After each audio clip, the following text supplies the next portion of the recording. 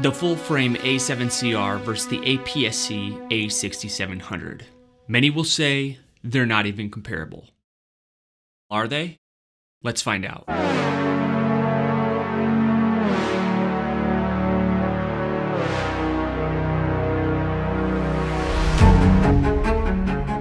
When comparing the A7Cr to the A6700, on paper, the A6700 wouldn't even show up to game night. But some of the greatest fights were won by the underdog. Hold on to your hats, because it's gonna get bananas for the next little bit.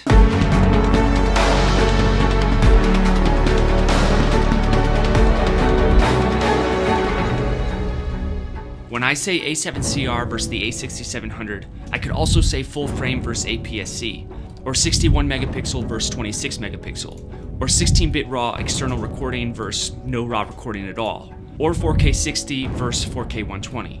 But there's always more to the story, like user experience, real-world usage, portability, and overheating.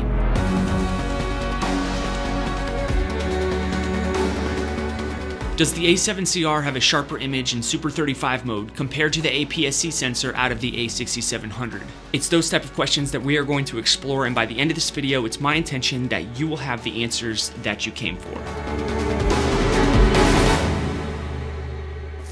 If you only own APS-C lenses, then hold up on purchasing the A7Cr, because when you put it into Super 35 crop mode, there's a drawback. But there's also a huge benefit that I'll get to later in the video. The A7Cr could also be called a baby A7R5 without 8K video, the dual card slot, and continuous shooting of 10 frames per second, and lacks that multi-angle LCD. The A6700 could be called the younger cousin to the FX30 and the ZVE1, without an internal fan, lacking all of those cinema line features, and no dynamic active stabilization. But both cameras are very capable and highly spec'd out. I used the A7Cr as my main A-cam for just under 3 weeks and shot everything from product videography, portraits, action shots, macro, wildlife, not so wildlife, landscapes, insects, cooking. I took it to the aquarium, I threw it into every test that I could think of, and I even used it as my headshot cam for the past 2 videos that I posted, which were the A6700 versus the A7C and the A6700 versus the A7 IV. I put the A6700 through a very similar experience and did a side-by-side comparison along the way with different lenses so you could get a 360-degree view of how both of these cameras interact with the glass on the end of them, and we could see what the images look like side by side. The full-frame lenses that I use for both stills and videos are as follows. I use the Zoom Tamron 28-75 f2.8 for a lot of those wildlife shots, the wide Tamron 17-28 f2.8 for some of those more expansive shots, the Zeiss 35mm prime f1.4 for humans and products, and I threw on an APS-C Sony kit lens, the 16-50 f3.5-5.6 as an all-around lens and for vlogging. Today, I'll be speaking about both photography and the video capabilities of both of these cameras and showing you the video and photography comparisons. But so you know, I'm a video creator, so I come at this comparison with a video first context, just so you know. By now, there's probably 1,000 videos on the specs of both of these cameras, but I wanted to try to approach this video as more of a user experience and image quality type of video rather than diving into the specs. But as always, once we start exploring both cameras, we find ourselves getting pretty deep into the specs, so no promises. With that said, there's really no way to establish the differences without listing some of the similarities, so as always, let's get that out of the way. Both are hybrid cameras with 2.36 million dot viewfinders. Both cameras are constructed with magnesium alloy. They have fully articulating 1.03 million dot touchscreen displays with swipe access. They take the same battery, same SD cards with side loading, can both shoot in 422 10-bit. They both have focus breathing compensation, focus mapping, a mic port, a headphone port, a micro HDMI, and a USB-C. The same menu system, all the picture profiles including S-Cinetone, the ability to upload LUTs. Both have intelligent hot shoes, are weather sealed, have Wi-Fi and Bluetooth. They have active stabilization and can collect gyro data. Clear image zoom, can focus on airplanes, trains, animals, humans, birds, cars, and insects. Have anti-flicker and have those little microphone holes on the front and the top of the cameras. I don't think I missed anything. Quite honestly, these two cameras look very similar, and I had to look at the label on top of them as I was shooting to see which one I was using. You cannot tell just by holding them. That takes us to the first chapter, which is body.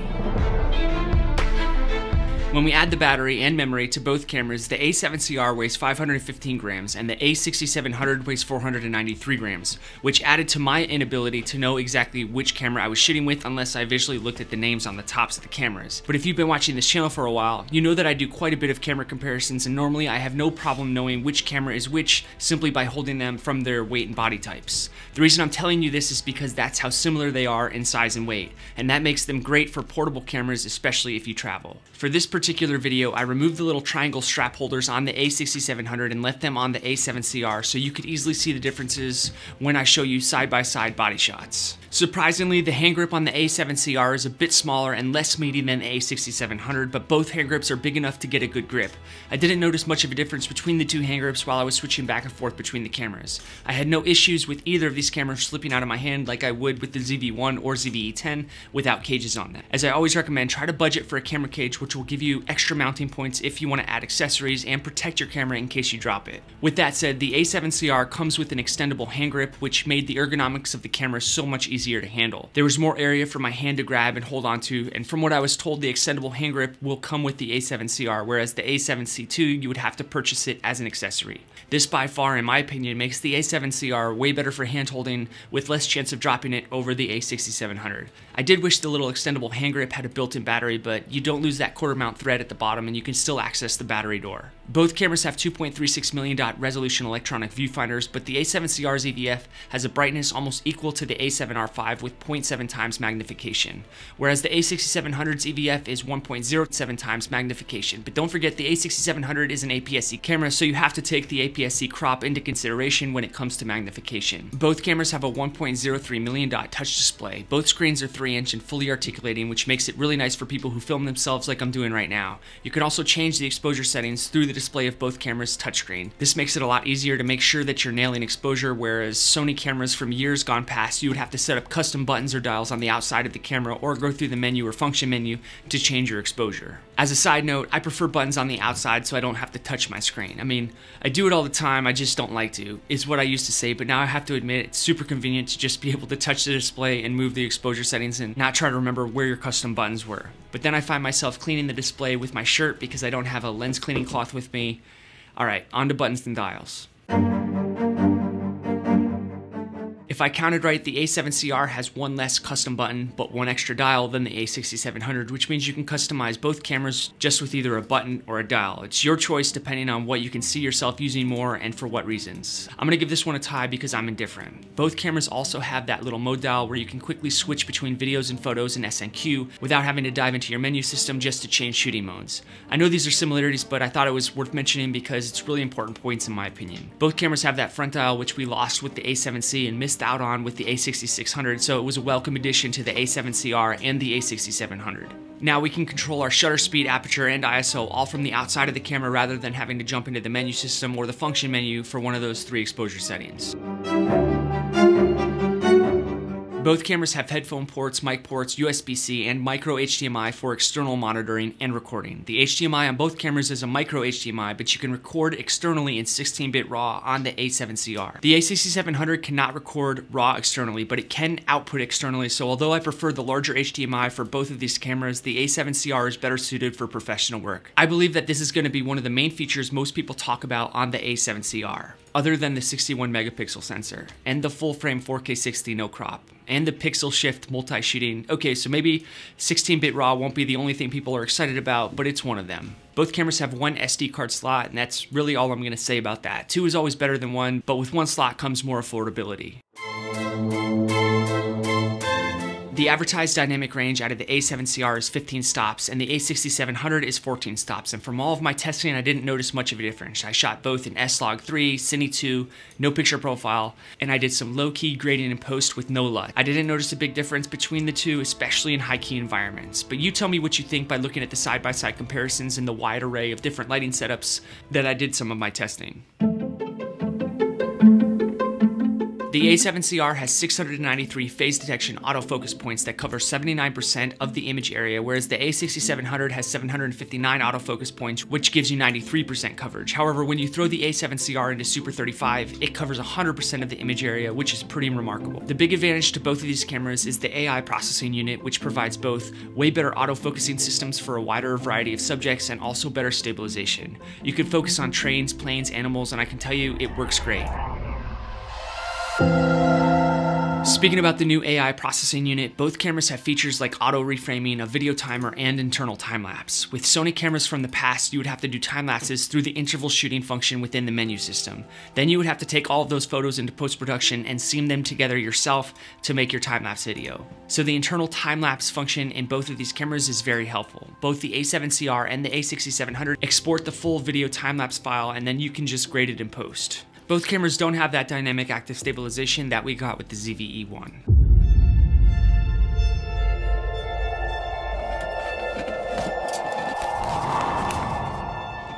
Here at the Film Alliance, I think we can all agree that one of the hardest parts about creating a video is finding the right music that perfectly complements the story you are trying to tell.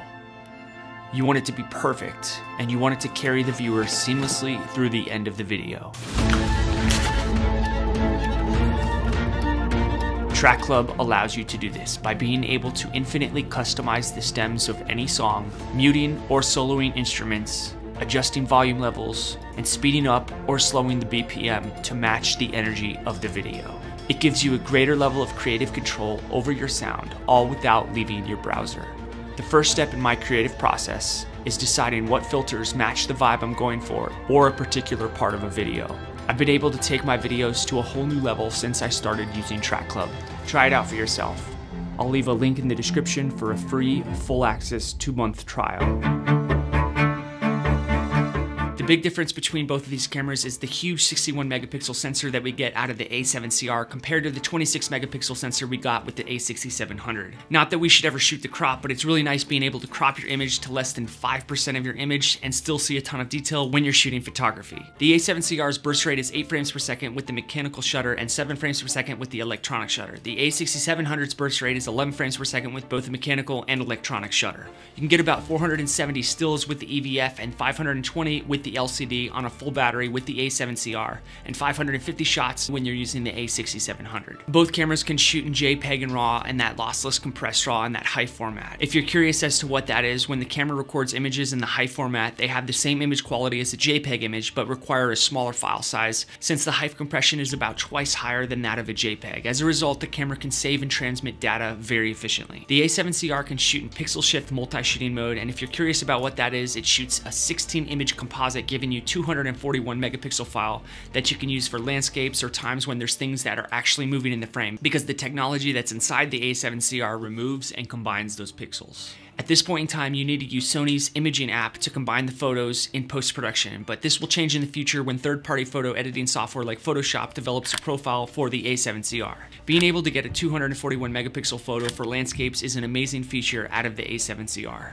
But for sports and wildlife, I would go with the A6700 because APS-C sensors get you that extra 1.5 times reach, and the lens options will not be as expensive. But with that 1.5 times crop, you also get a 1.5 times aperture range. So a lens with an aperture of f2.0 would actually become f3.5, which means you won't get that much of a blurry background as a full frame. The full frame A7Cr will provide a shallower depth of field than the APS-C A6700. Another thing to consider is the 7 stops of stabilization within the A7Cr. We're going to get to more of the video portion of stabilization, but for photography, camera shake is drastically suppressed, which means you can shoot at lower ISO sensitivity and longer shutter times, which is great for low light photography, again making the A7Cr more of a photographer's camera. These are all things that you have to think about when you're going into purchasing either one of these two cameras. It really just depends on what you're using them for. Both cameras have sensor shift 5-axis stabilization and active steady shot, but the A7Cr has 7 steps or stops of stabilization, whereas the A6700 only has 5 stops. It doesn't seem like much, but it does make a pretty big difference, especially when you're shooting photography, or you're walking and vlogging with the camera. The AI processing unit also improves communication between the body of the camera and the lens, which gives the shot a more stable framing to minimize the shake. But don't forget that the A6700 has that 1.5 times crop already, so when you compare stabilization between these two cameras, the full frame with better stabilization is always going to win. Both cameras do record gyro data inside the camera, which you can put through Sony's Catalyst Browse software and smooth out your footage even more to become gimbal-like footage. I don't use Catalyst Browse because it's an extra step in my workflow, and for some reason it seems like it takes forever for me to export. I would recommend, however, picking up a gimbal instead and getting your shots right in camera. Now, one reason I would use Catalyst Browse is to remove that rolling shutter that electronic shutter produces when filming video. In my test, the A7Cr performed better than the A6700. I also use Final Cut Pro's rolling shutter removal tool, which seems to work great and prevents me from having to jump into Catalyst Browse. If you are a vlogger, you can go with the A7Cr with a wide lens because you'll have more room to play with that frame and that stabilization will be so much better. But with that said, a full frame setup could mean that you're going to have more strain on the shoulder if you hold the camera out at arm's length. And that would make the entire user experience not as enjoyable. You could get an ultra wide lens for the A6700, which would make for a longer period of time you don't get that shoulder strain. The A7Cr can shoot in 4K 60 with no crop, and when you throw it into APS-C mode, it can only shoot up to 30 frames per second. So if you have a bunch of APS-C lenses for video and you plan on shooting video with the A7Cr, you won't be able to shoot in 4K 60, whereas the A6700 can shoot in 4K 60 with no crop. If you wanted a camera that could shoot in 4K 60 with no crop and APS-C lenses, then you would want to go with the A6700. But if 4K 24 or 4K 30 works for you in APS-C mode, then go with the A7Cr. I'll tell you why in a second. When you shoot in APS-C mode on the A7Cr, you get 6.2K oversampling and 100% pixel readout. The A6700 can also shoot in 4K video oversampled from a 6K resolution, so without getting too technical, you be the judge on which one you think looks better. I also wanted to mention that when shooting in 4K 120 on the A6700, you get a pretty heavy crop, 1.62 times, I believe. So when you consider the 1.5 times crop you already get with the APS-C sensor, and then you add that 1.6 crop on top of that, you're cropped in quite a bit, and shooting in low light, your A6700 will really take a tumble, which almost makes the footage unusable. If you're gonna shoot with 4K 120, make sure to have enough light or a fast enough lens to compensate for that crop. I wouldn't buy the A6700 if 4K 120 is a deciding factor for you. I'd go with a full frame camera like the ZVE1 or A7S3. As I already stated, the A7Cr can shoot in full frame 4K 60 with no crop, so if you plan on shooting full frame in 4K 60, I couldn't think of a better camera for you to get right now than the A7Cr. Both cameras have all of the picture profiles plus S-Cinetone and the ability to upload custom LUTs. When I shot those two YouTube headshots with the A7Cr for the two previous videos that I put out, I used S-Log3 on the A7Cr and my A7S3, which was my B cam. The colors matched up pretty good. In this video, I'm using S-Log3 on my A7S3, which is my A cam, and S-Log3 on my A6700, which is my B cam. And as you can see, to my eyes, the colors are matching up perfectly. I'm not using any LUTs, just the color wheels inside of Final Cut Pro. I'm an absolute amateur when it comes to color grading, but that's my next goal to learn about. I'll probably have to get DaVinci Resolve or something, but the whole learning curve thing is what's keeping me back. Todd and Josh have been ragging on me to get it for about 18 months. I don't know, maybe I'll just do it. One more helpful thing to note when you're shooting an S-Log3 is to make sure you're custom white balancing, especially in controlled environments like this one. If you don't custom white balance, then your images are going to be very difficult to grade in post. One more helpful note on S-Log3, if you're shooting in a log profile on any of these Sony cameras and you don't have your LUTs uploaded to the cameras, turn on Gamma Display Assist, because then it's going to make your colors look better on the display. It's not going to bake it in, but at least you can see what it looks like, makes it easier to expose and then grade in post. Alright, so here we are doing a vlog test and an audio test at the same time with the A7Cr. Right now I have the Tamron 28-75 f2.8 on the end of the camera. My shutter speed's 1/50, I'm at f2.8, and my ISO is 100. I did turn stabilization off, so it might be a little jittery in the background, but I'm not actually walking, I'm just standing still. Really, we're just doing an audio test. All right, so now here's the audio test with the A6700. And we got some insects in the background and we're in the woods. And so that's your native audio test for the A6700. Both cameras have pretty much all of the upgrades we have seen in the last 3 years with all of the Sony cameras, other than dynamic active stabilization. So both cameras have a newly designed built-in microphone with the 2 holes on the front, which would theoretically have a better sounding native audio than any previous Sony camera that we've bought. But even with that upgrade, I would still take advantage of the intelligent hot shoe on the top of the cameras, where you could hook up a Sony mic like the ECM M1, which connects to the camera through the hot shoe and without any external wires. And you will get way cleaner audio, especially if you're doing something like vlogging. I made a video about that mic, and I'll leave that video in the description if I remember. If I forget, just remind me in the comments. The A7Cr's ISO sensitivity goes up to 102,400 and the A6700's goes up to 32,000 for video. In these tests, I tested a variety of different low light settings, but as we all know, full frame will always be a lot better for low light than APS-C. But the real question is how much better? I find that the darks start to get noisy on the A6700 at around 1600 ISO, and was shocked to see how clean the image was out of the full frame A7Cr. I know my A7S III's dual base ISO is 640 and 12,800. I was finding a very similar experience with the A7Cr. But if you know either of these cameras' dual base ISO, let me know in the comments because I'd be interested to know. Alright, so I know there's a bit of a stigma attached to these newer Sony cameras when it comes to overheating. So I did as many tests as I could think of in the time that I had them, and I'm going to share those results with you, and then I also use them in real world situations, and I'm going to let you know my experience. I always set up my cameras to shoot in 420 10-bit because my editing stations are not strong enough to handle that 422 10-bit, so that is what I used for my overheating test. For the A7Cr, I was able to get 4K 60 for 1 hour and 40 minutes inside, and I had no overheating at all. And I used about 90% of the battery. Then I went outside and I shot in 4K 60 in 89-degree weather and got 38 minutes and 42 seconds before it overheated, and then I had 33% of my battery left. For the A6700, I shot in 4K 24 inside and got over an hour and 40 minutes, and the battery exhausted it and it did not overheat at all. Then I switched it over to 4K 60 and I got 37 minutes inside. Then I switched it over to 422 10-bit, I got 4K 60 in 27 minutes, it overheated. After it cooled down completely, I switched it back to 420 10-bit, shot in 4K 60, and I got 24 minutes and 28 seconds before the A6700 overheated. Now for my 2 cents. I would never shoot that long in 4K 60 when I'm, say, doing a headshot or something. I would have it in 4K 24. So overheating in 4K 60 will never be an issue for me. And while I had both of these cameras, I shot in all different types of temperatures and settings and different events, outside, inside, and I didn't have any overheating issues at all.